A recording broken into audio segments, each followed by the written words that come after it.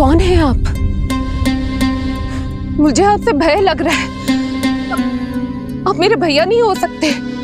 सही कहा तूने। जो मेरे विनाश को जन्म दे, उस कुल घातिनी से मेरा कोई संबंध नहीं।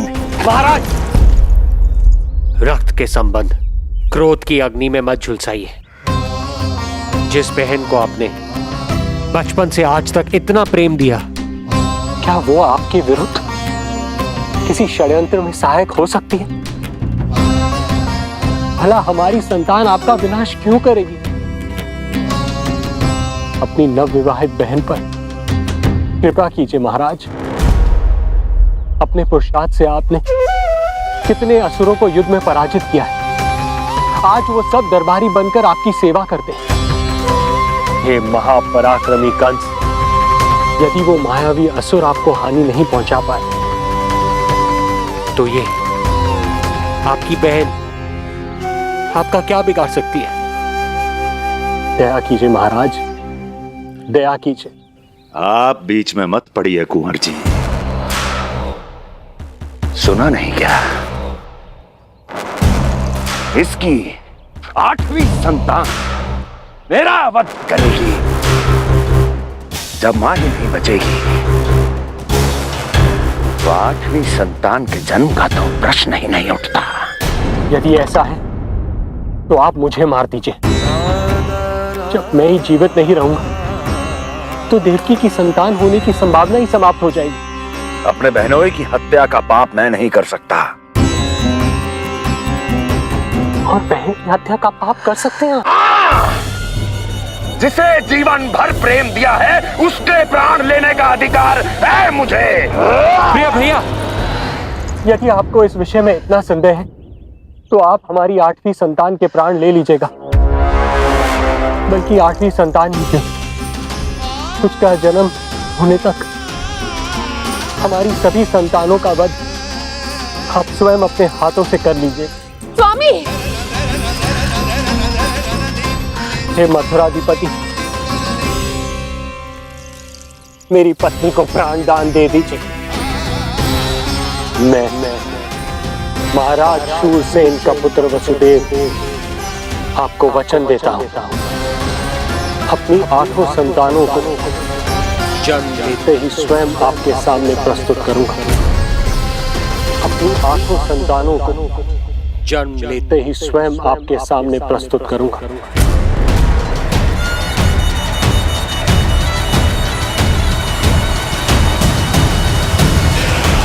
बधाई हो कुंवर जी। अपनी पत्नी के प्राण बचाने में आप सफल हुए, किंतु आपकी संतानें इतनी भाग्यशाली नहीं होंगी। वचन स्मरण रहे।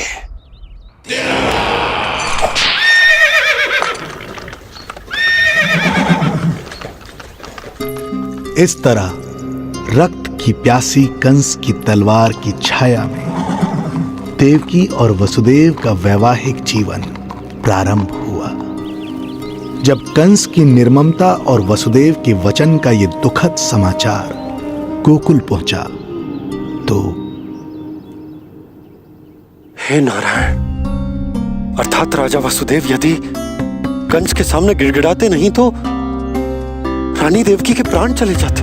हाँ नंदराज, और अब वो दोनों कंस के महल में हैं, किंतु वो महल भी उनके लिए किसी बंदीगृह से कम नहीं है।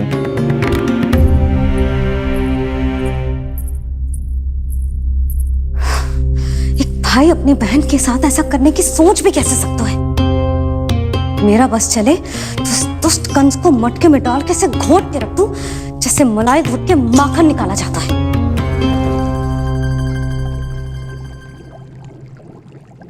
ना, माखन ना, जे कंस तो कीड़ा है। इसे तो पटक पटक के ऐसे मारना चाहिए जैसे कीड़ा निकालने के लिए धान के गट्ठर को पटका जाता है।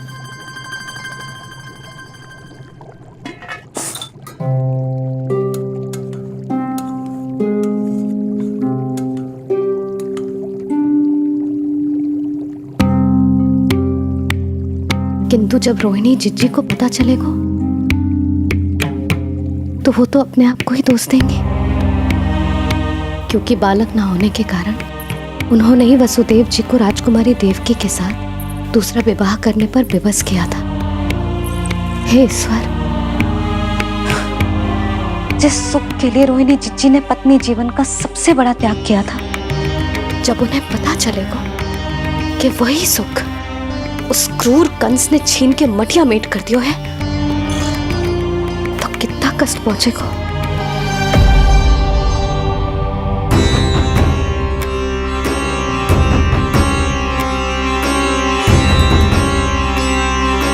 रोहिणी जीजी,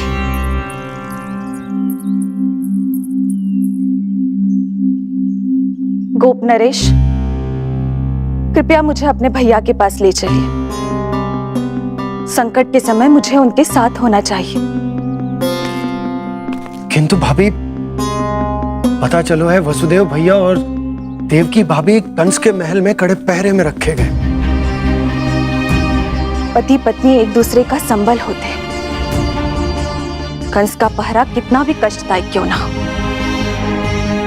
इस समय उन्हें और बहन देवकी को मेरी आवश्यकता है।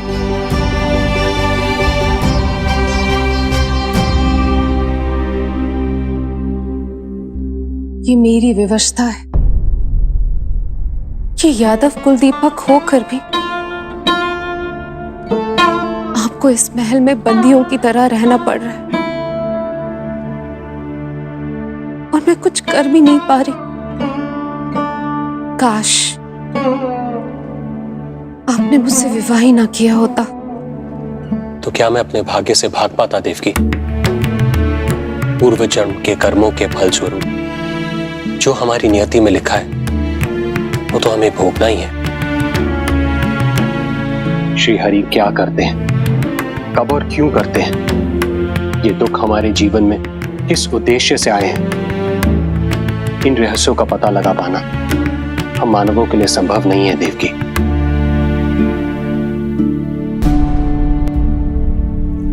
तो फिर चलिए यहां से भाग चलते हैं, कहीं ऐसे स्थान पर जहां भैया की छाया भी हम पर ना पड़ सके। नहीं प्रिय, कंस के गुप्तचरों की दृष्टि हम पर अवश्य होगी, और मैं ऐसा कोई कार्य नहीं कर सकता जिससे तुम्हारे जीवन पर कोई संकट आए। और मैंने उन्हें अपनी सभी संतानों को सौंपने का वचन भी दिया है। अपना वचन मेरे लिए प्राणों से भी अधिक महत्वपूर्ण है देवकी।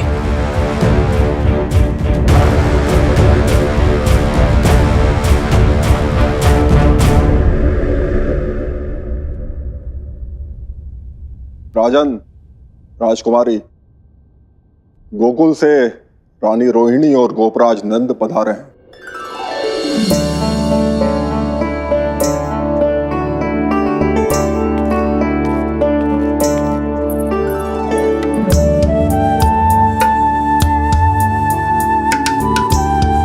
स्वामी,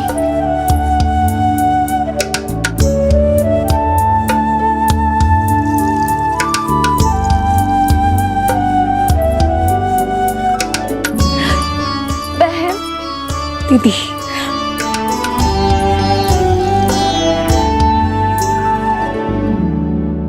भाई नंद, जो आप हमारे लिए कर रहे हैं उसके लिए धन्यवाद शब्द बहुत छोटा है। मैं अपने भाग्य को स्वीकार कर चुका हूं। यदि यही श्री नारायण की इच्छा है तो यही सही।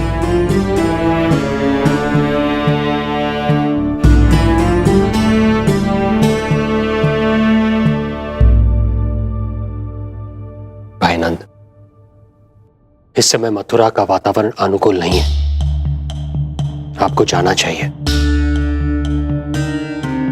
यशोदा भाभी भी चिंतित हो रही होंगी, उनसे कहिएगा हम यहां सुरक्षित हैं अभी तक।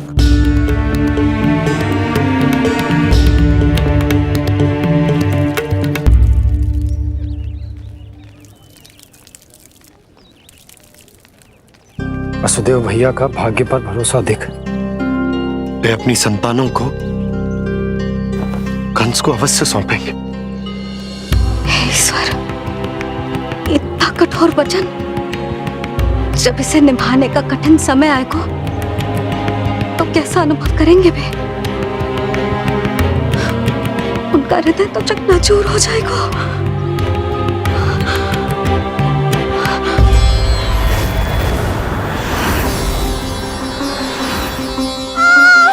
सब्र से सब ठीक हो जाएगा। रानी सब्र से। देवकी, मैं महाराज शूरसेन का पुत्र वसुदेव आपको वचन देता हूं, अपनी 8 संतानों को जन्म देते ही स्वयं आपके सामने प्रस्तुत करूंगा।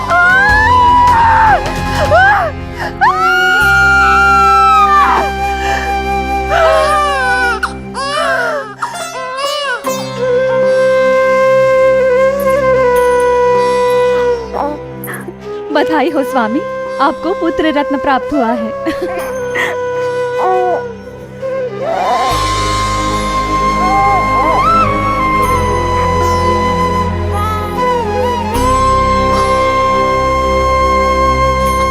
महाराज को पता चला तो क्या होगा?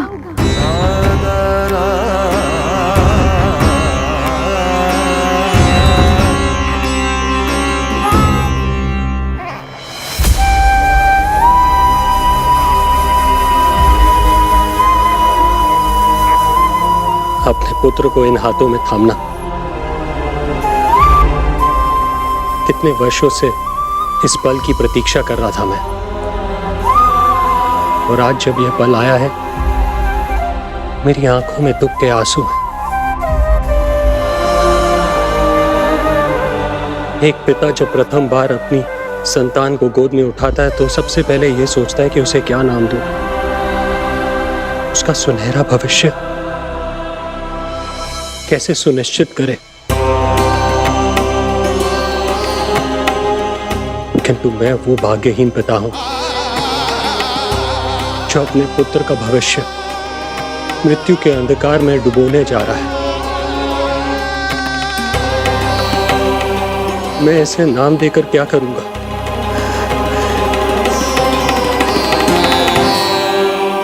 क्या आपके वचन का महत्व आपके पुत्र के प्राणों से अधिक है स्वामी?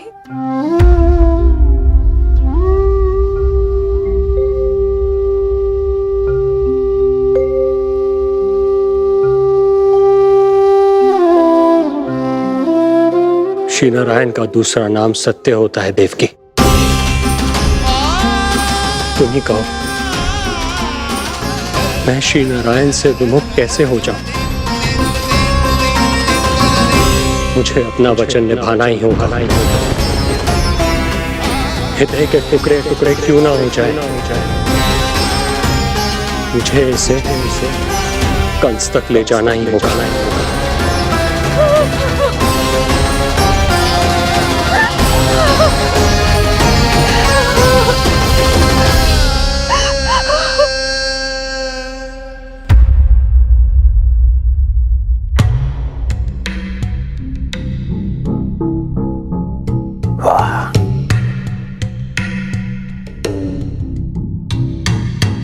इतना स्वादिष्ट भोजन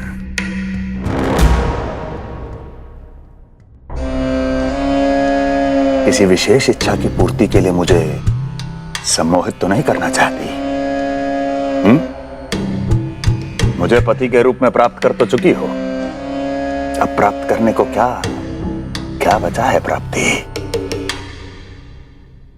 मैं प्राप्ति नहीं, अस्थि हूं स्वामी। प्राप्ति तो छुई मुई बनकर वहां खड़ी है।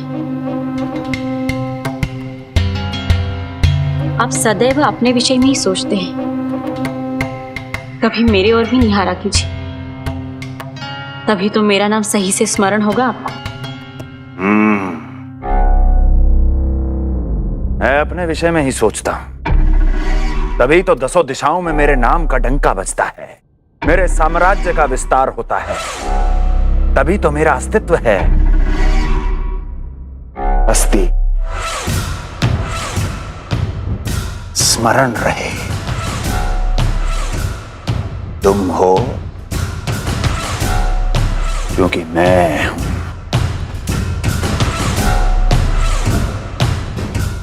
वन में यदि सिंह न हो तो उसके आश्रिति पर गीदड़ भी आक्रमण कर देते हैं। सिंह कभी अपने शत्रु को एक क्षण भी जीवित नहीं छोड़ता महाराज। आपने तो छोड़ दिया देवकी को। सिंह नहीं, आप वो गाय हैं जो अपनी कसाई से अथाह प्रेम करती है।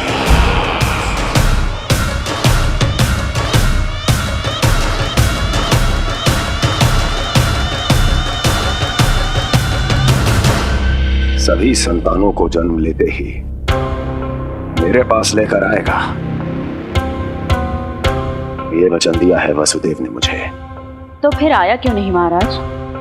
प्रथम शिशु का जन्म तो हो चुका है।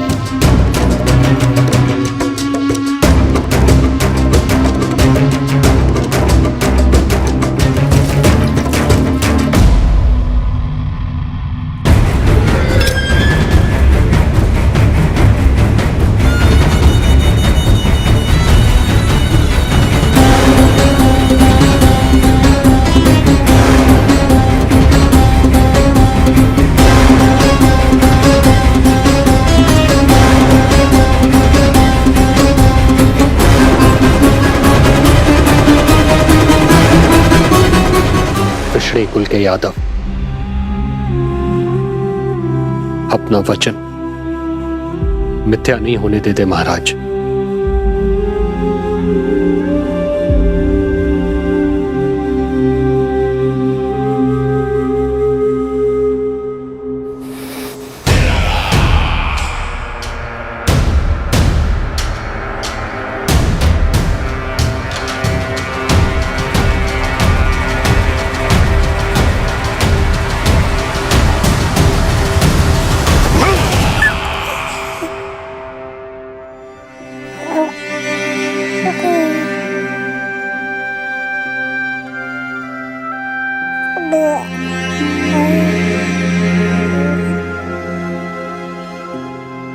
ये देवकी का पुत्र है, मेरी बहन जो मुझे प्रिय हुआ करती थी, उसका प्रथम पुत्र है ये, मेरा प्रथम भांजा।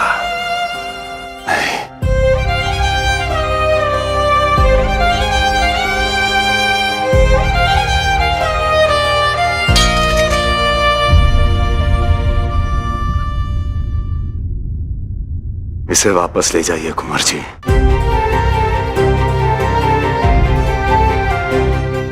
देवकी की प्रथम संतान से मुझे कोई संकट नहीं।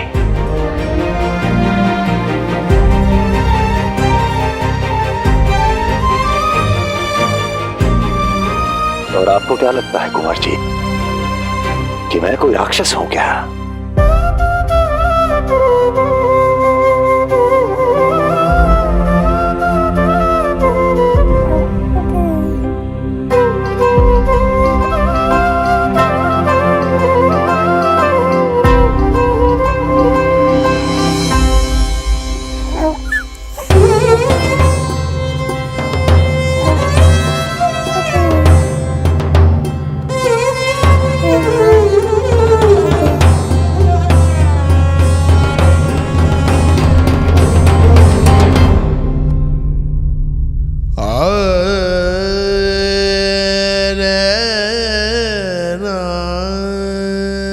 तो उसे अपनी गोद पे भी नहीं उठा पाई थी दीदी।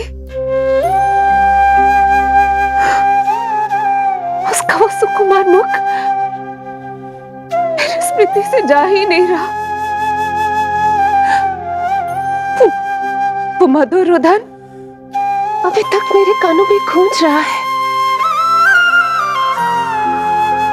मैं तुम्हारी पीड़ा का अनुमान लगा सकती हूँ देवकी। मैंने उसे जन्म नहीं दिया था, फिर भी मेरे कान अभी तक उसके रुदन की ध्वनि सुन रहे हैं। क्योंकि ये अपनी माओ को पुकार रहा है। तुम्हारे भैया ने हमारे पुत्र को प्राणदान दे दिया देवकी।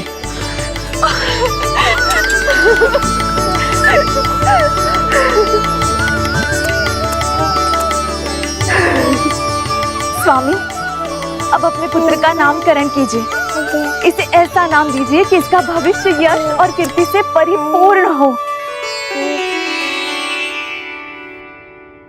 कीर्तिमान, कीर्तिमान होगा इसका नाम।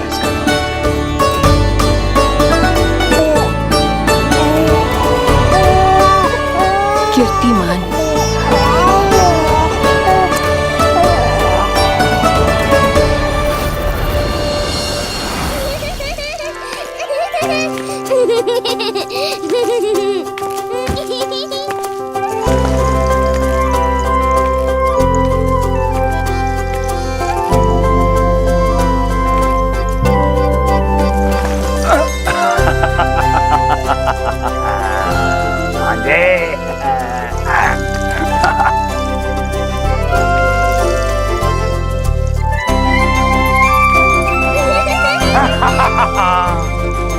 भांजे भांजे, मामा से बचना असंभव है।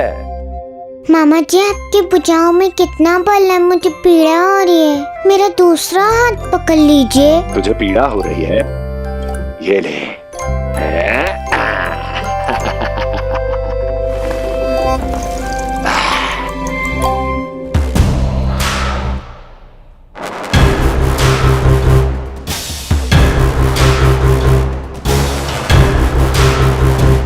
नारायण नारायण। मामा जी मूर्ख बन गए, मामा जी मूर्ख बन गए, मामा जी मूर्ख बन गए। इतना दुस्साहस! जा खेल। अब मामा जो है देवर्षि के साथ मंत्रणा करेंगे। जा खेल। क्योंकि अत्यंत महत्वपूर्ण ना हो तो देवर्षि हमारे द्वार पर आने का कष्ट नहीं उठाएंगे। कहिए देवर्षि, कैसे आना हुआ?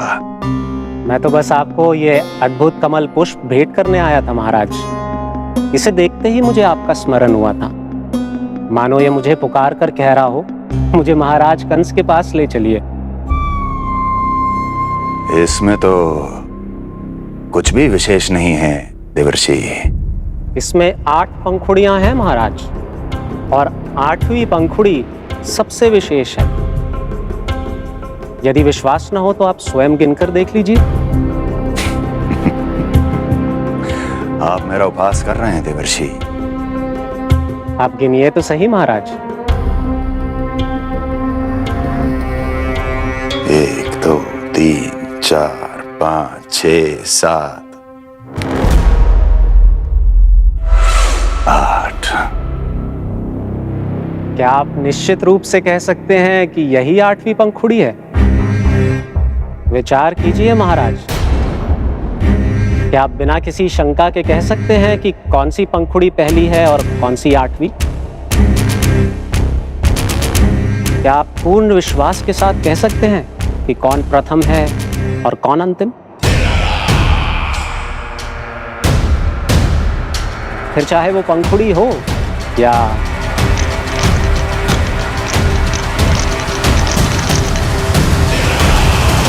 सावधान करने के लिए धन्यवाद देवर्षि। कंस के साथ धोखा करने वाले को अति भीषण दंड मिलेगा। भविष्य में ऐसी कल्पना मात्र से ही मेरे शत्रु भय से कांप उठेंगे। मथुरा नरेश, मैं तो मात्र पंखुड़ियों की बात कर रहा था। यदि आपने कुछ और समझ लिया है तो उसका उत्तरदायित्व मेरा नहीं है। नारायण नारायण।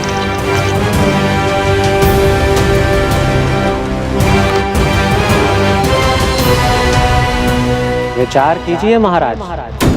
क्या आप बिना किसी शंका के कह सकते हैं कि कौन सी पंखुड़ी पहली है और कौन सी आठवीं? क्या आप पूर्ण विश्वास के साथ कह सकते हैं कि कौन प्रथम है और कौन अंतिम?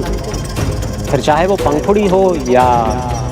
मामा जी मूर्ख बन गए, मामा जी मूर्ख बन गए, मामा जी मूर्ख बन गए, मामा जी मूर्ख बन गए।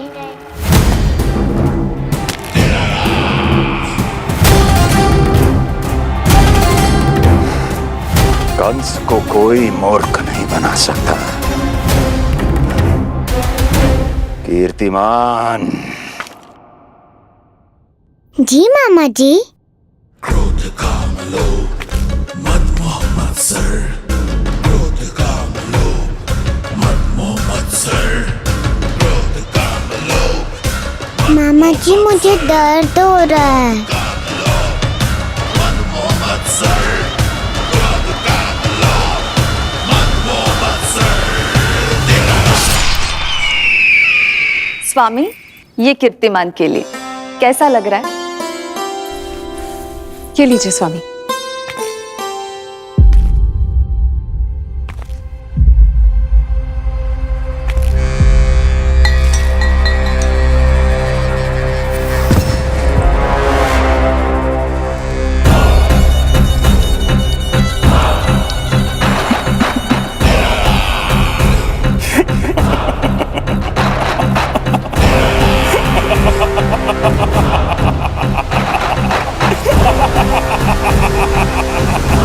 नेत्रों के सामने अपनी संतान की हत्या होते हुए देखना कितना पीड़ादायक रहा होगा ये दृश्य। किंतु प्रभु, यदि देवर्षि नारद कंस के हृदय में संदेह का बीज न बोते तो कंस ऐसा कभी नहीं करता। तो फिर उसे उकसाए ही क्यों देवर्षि ने? आप भूल गए देवराज, समस्त संसार में जो भी होता है मेरी इच्छा अनुसार ही होता है। यही प्रश्न नारद ने भी मुझसे पूछा था।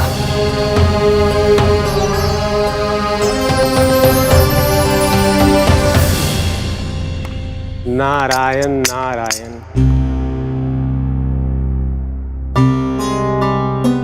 छोटे से बालक की इतनी निर्मम हत्या और माध्यम बना मैं। प्रभु, ये कैसी लीला है आपकी? अभी तो देवकी की 5 और संतानों की हत्या होना शेष है नारद।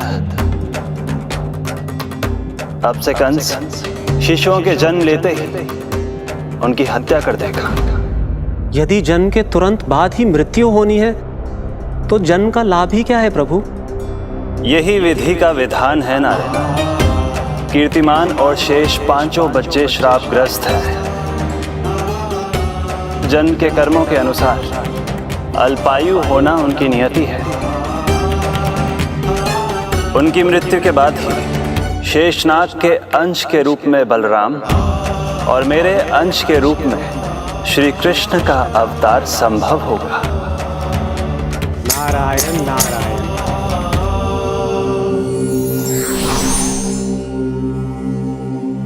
देवकी के पुत्र एक के बाद एक जन्म लेते रहे और उनकी हत्या कर कंस अपने पापों की संख्या में वृद्धि करता रहा। नहीं!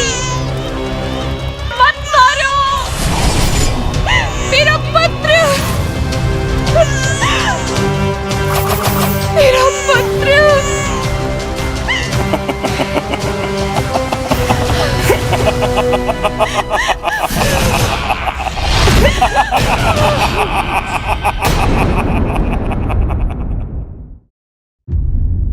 अब उसकी क्रूरता की कथा ऐसे मोड़ पर आ पहुंची जहां से वापसी असंभव है, क्योंकि अभी अभी उसने देवकी के छठे पुत्र का वध कर दिया है। हे प्रभु, कितना दुर्दांत है ये कंस। किंतु एक ही जन्म में एक साथ 2 माताओं का पुत्र बनने में उसने आपकी सहायता कैसे की प्रभु? उसके भय ने उससे ये कार्य सहज ही करवा दिया देवराज। जन्म लेते ही माता देवकी के सभी पुत्रों की हत्या कर उसने मुझे विवश कर दिया है। अब जीवित रहने के लिए मेरे अवतार को माता देवकी की कोख से जन्म लेने के तुरंत बाद मैया यशोदा के पास गोकुल जाना ही होगा। और इस प्रकार कंस के कारण एक ही जन्म में दो माताओं का पुत्र बनने का आपका वचन सत्य सिद्ध होगा। आपकी लीला अपरंपार है प्रभु। आप सब अब निश्चिंत होकर जाइए। मेरे अवतार के जन्म होने की घड़ी अब निकट ही है। हम धन्य हुए प्रभु। हम धन्य हुए प्रभु।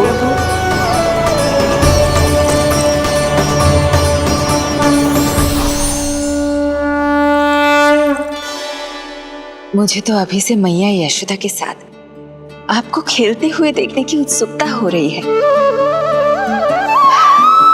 उनकी प्रवृत्ति कितनी निराली है। क्रोध ना करूं तो क्या करूं? देखिए इसकी सतानी, फिर चला गया सुलक्षणा के बगीचे में फूल खाने। और आपको तो पता है ना सुलक्षणा का, इतनी सी त्रुटि हो जाए पूरे गांव में बखान करने में कोई कमी ना रखती। और यह कि अरे जब ग्वालिनों को पता चलेगा तो क्या कहेंगी? यही ना कि जसोदा अपने बच्चे को खाना ना देती, भूखा रखे है। सुनो जी, मैं तो कहती हूँ अब ब्याह करा देते इसका। अब वो ही ध्यान रखेगी इसका। केवल पत्नी सुधार सकती है तुझे। तुम इसके बारे में बात कर रही हो कि मेरे बारे में? नहीं, वैसे सारे गोकुल वाले यही कहते हैं कि हमारे घर पर तुम्हारा ही राज चलता है। हे नारायण, ये परिहास की बात है क्या? मैं इतना दबा के रखती हूँ क्या आपको? यशोदा, हास की बात थी। रामू के कारण मुंह से निकल गई। तुझसे तो मैं बात ही ना करूंगी। कर अपने मन की।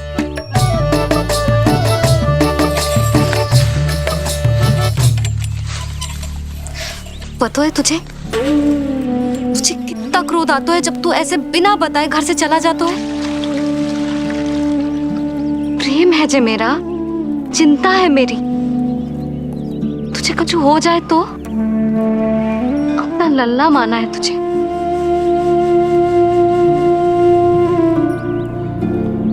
मेरे भाग्य में तो आमन्ना लिखो ही ना है।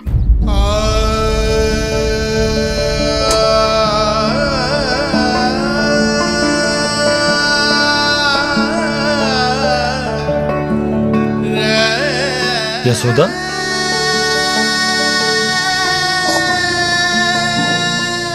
आपको पता है, जब मैं छोटी थी इसके जैसी चंचल थी। गांव वाले कहते थे एक बार बड़ी हो जाएगी अपने आप ठहराव आ जाएगा। ना आयो। फिर बड़े बूढ़े कहने लगे चिंता की कछु बात ना है, एक बार शादी हो जाएगी सब ठीक हो जाएगा। ना हुआ। फिर सबन ने कही एक बार बालक हो जाने दो, गोद भर जाएगी अपने आप परिपक्व हो जाएगी। पर गोद तो भरी ना मेरी। बालक तो हुआ ही ना। उस पर जब जे भी भाग जाता है तो मुझे रह रह के यही स्मरण होता है कि कमी मुझ में ही है। मैं ही किसी बात का ध्यान न रख पाती। संभव है यही कारण से नारायण ने बालक ना दियो मुझे। यदि देते तो बहुत बुरी मैया बनती मैं। यशोदा, क्या होगा तुम्हें? कहाँ की बात कहाँ लेकर जा रही हो तुम?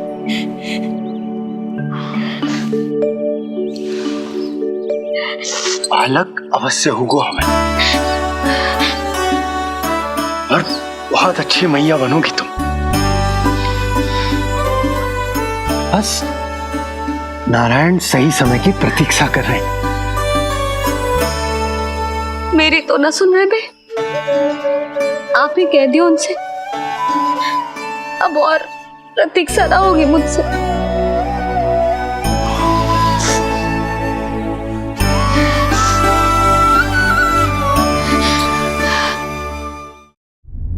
प्रतीक्षा तो अब मुझसे भी नहीं हो रही मैया।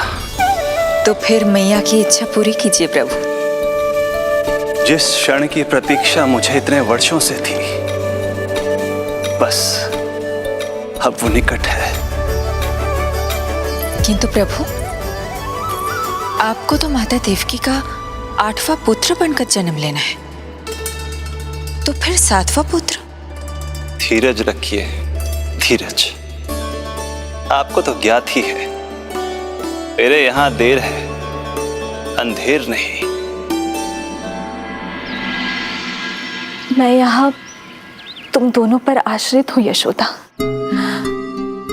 भोजन, सुरक्षा, परिवार का अपनापन सब कुछ दिया है तुमने मुझे, किंतु मेरा दुख मुझे एक क्षण भी चैन लेने नहीं देता। मेरे स्वामी और बहन देवकी कितने ही वर्षों से कंस की काल कोठरी में बंदी है। दिन रात नियति के शाप को सहन करने के अतिरिक्त और कोई उपाय नहीं है उनके पास। ऐसे में मैं सुख की सांस कैसे लूं? कीर्तिमान की हत्या के बाद मेरी सुरक्षा के लिए मेरे स्वामी ने मुझे यहाँ भिजवा दिया, चुपचाप। किंतु मेरा हृदय तो वही छूट गया यशोदा। इससे तो अच्छा होता कि मैं भी उसी कारागार में होती, मेरे स्वामी और बहन देवकी का दुख तो साझा कर पाती। अपनी 6 संतानों को कंस के हाथों मृत्यु के गोद में जाते देखा है उन्होंने। अब तो मुझे उस क्षण की कल्पना से भी डर लगने लगा है, जब देवकी अपने 7वें पुत्र को अपने गर्भ में धारण करेगी।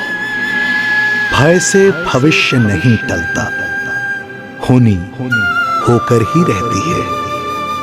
समय बीता और देवकी के गर्भ में 7वें पुत्र का आगमन हुआ। क्या इसका भी भविष्य वही होगा जिसके भाइयों का हुआ था? इस बंदी गृह की दीवारें, प्रत्येक ईंट, प्रत्येक पत्थर, यहां तक कि यहां की वायु भी उस कंस की बंदी है। अब तक तो उसे सूचना भी मिल चुकी होगी। वो निर्दयी, क्रूर प्रतीक्षा कर रहा होगा कि कब तुम्हें प्रसव हो और कब उसकी तलवार हमारे नन्हे शिशु, हमारी 7वीं संतान का रक्त पिए।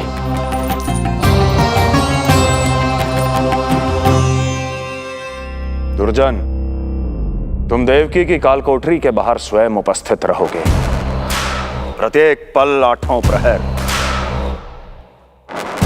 जैसे ही शिशु पहली श्वास ले, तुम मुझे सूचित करोगे। अवश्य महाराज, आज्ञा दें।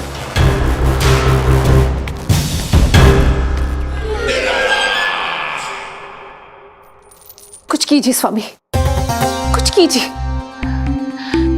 मैं नहीं चाहती कि ये अपनी प्रथम श्वास इस बंदी गृह में ले। देवकी, विवशता से मेरा कलेजा भी फटा जा रहा है, किंतु इस काल कोठरी में बंद मैं कर ही क्या सकता हूं? किंतु इस सृष्टि के पालनहार, जगत के नियंता श्री हरि तो कर सकते हैं, तो फिर क्यों नहीं करते वो कुछ ऐसा कि कम से कम मेरी इस संतान का अंत उतना दुखद ना हो जैसा अन्य संतानों का हुआ था। क्यों नहीं करते वो कुछ हरि? क्यों नहीं करते? बताइए ना स्वामी, क्यों नहीं करते वो? क्यों नहीं करते? जो देवी भविष्य में मेरी मां बनने वाली है, उनकी करुणा भरी पुकार को मैं व्यर्थ कैसे जाने दे सकता हूं? कंस के राक्षस तत्व के अंत के लिए ऐसी माया की आवश्यकता है जो मेरी लीलाओं को क्रियान्वित भी कर दे और उसे भनक भी ना पड़े। ऐसी क्षमता और माया किसके पास है प्रभु?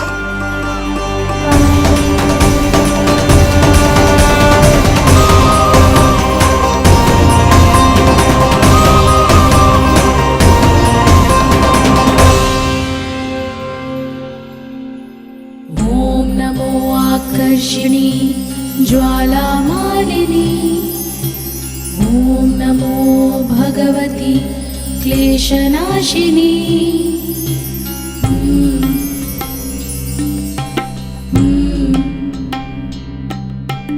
ओम नमो योगमाये सर्वमोहिनी।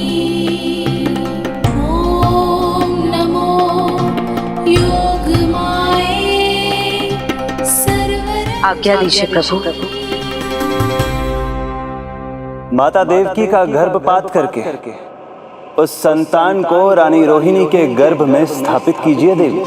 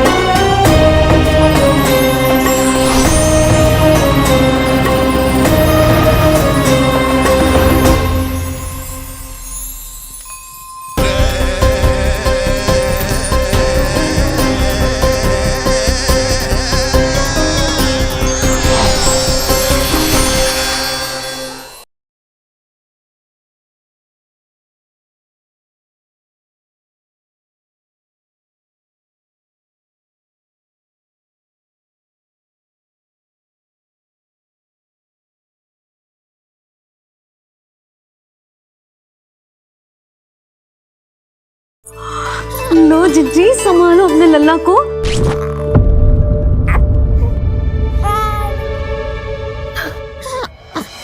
कौन है? हाँ, गोकुल का राजकुमार है।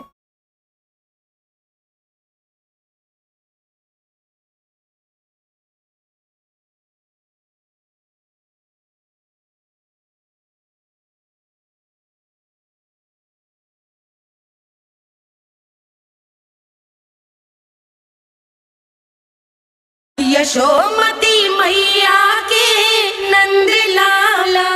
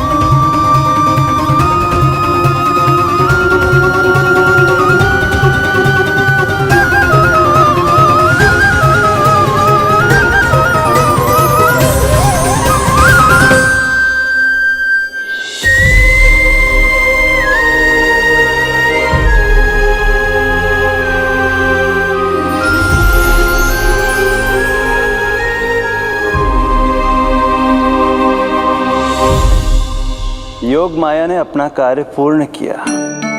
सुबह सूर्य की रश्मियां देवी रोहिणी को ऐसा संदेश सुनाएंगी जिसे सुनकर वो प्रसन्नता से झूम उठेंगी।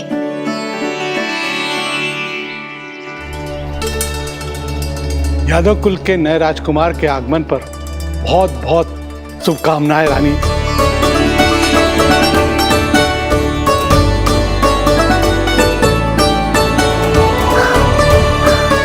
यशोदा, मैं माँ बनने वाली हूँ। यशोदा, सुना तुमने? चिच्ची, मैं माँ बनने वाली हूँ। मैं माँ बनने वाली हूँ यशोदा। अरे संभाल के जीजी चिकार कर रही हो। बधाई हो चिच्ची, बधाई हो, बहुत बहुत बधाई हो।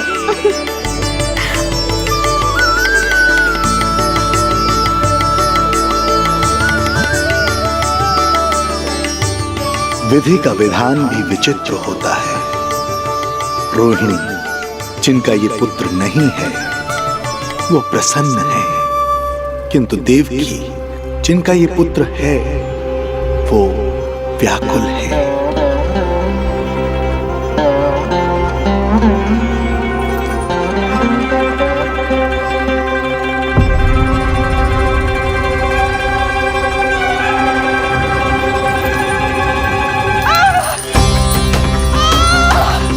क्या हुआ देवकी?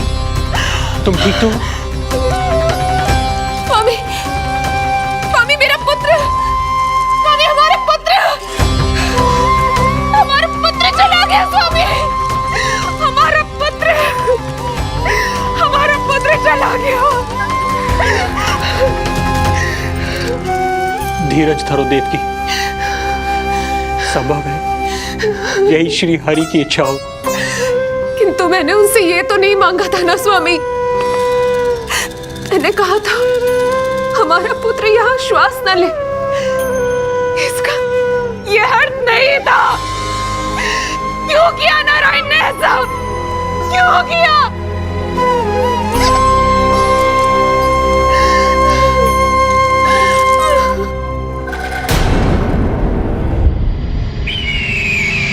तो ये सत्य है महाराज, राजकुमारी देवकी का गर्भपात हो गया है।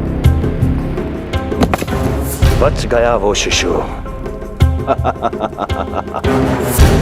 किंतु यदि मेरे हाथों उसकी मृत्यु होती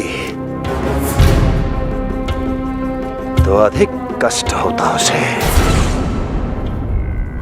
सुख में समय पंख लगाकर उड़ता है। शीघ्र ही रोहिणी के प्रसव का दिन आ पहुंचा और उसने एक स्वस्थ और सुंदर बालक को जन्म दिया।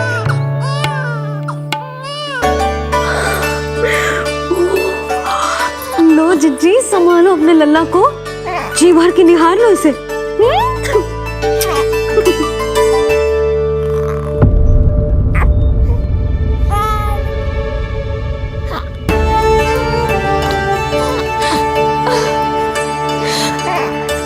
मेरा पुत्र राजकुमार।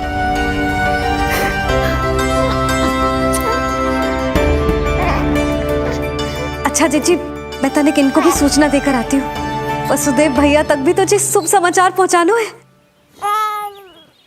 राजकुमार कौन है? हाँ, गोकुल का राजकुमार है। हाँ, गोकुल का राजकुमार है मेरा बच्चा। बल तो इतना है कि पूछो ही मत। एक बार उंगली पकड़ लेना तो उसके बाद छुड़ाना अत्यंत कठिन हो जाता है। और दृष्टि ऐसी कि एक बार में मन मोह। भगवान श्री राम की भांति सबको प्रसन्न रखता है। बस तो फिर उसका नाम बल राम रखना।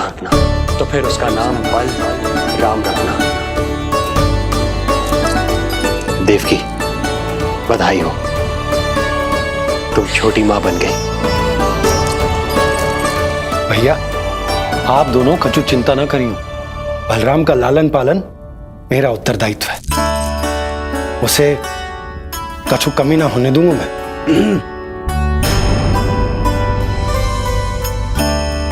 मुझे चलना चाहिए। कितने वर्षों बाद तुम्हारे कारण शुभ समाचार मिला है हमें। श्री नारायण हमेशा तुम पर कृपा बनाए रखे।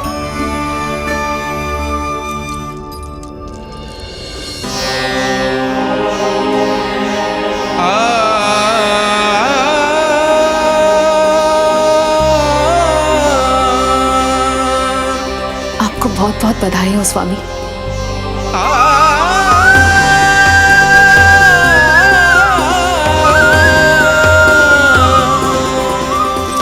देवकी, क्या हुआ?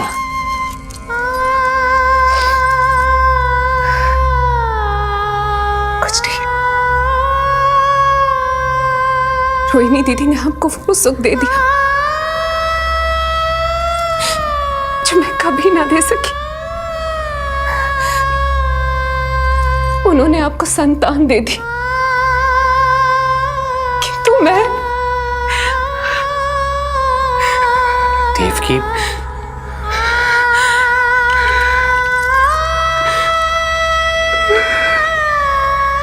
इस समय जो व्यथा माता देवकी की है वही पीड़ा माता यशोदा की भी है।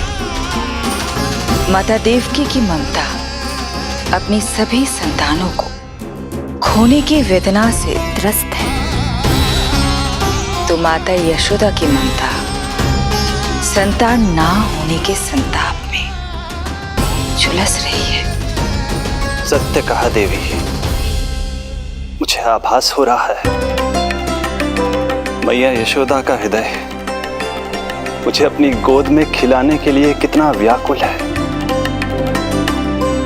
सच्ची श्रीहरि, सच्ची में प्रसन्न हूं मैं कि आपके आशीर्वाद से रोहिणी जी को इतना प्यारा लल्ला हुआ है। पर मुझसे क्या त्रुटि हुई नारायण? मुझे क्यों न दियो आपने लल्ला? मुझसे क्या त्रुटि हुई नारायण? मुझे क्यों न दियो आपने लल्ला?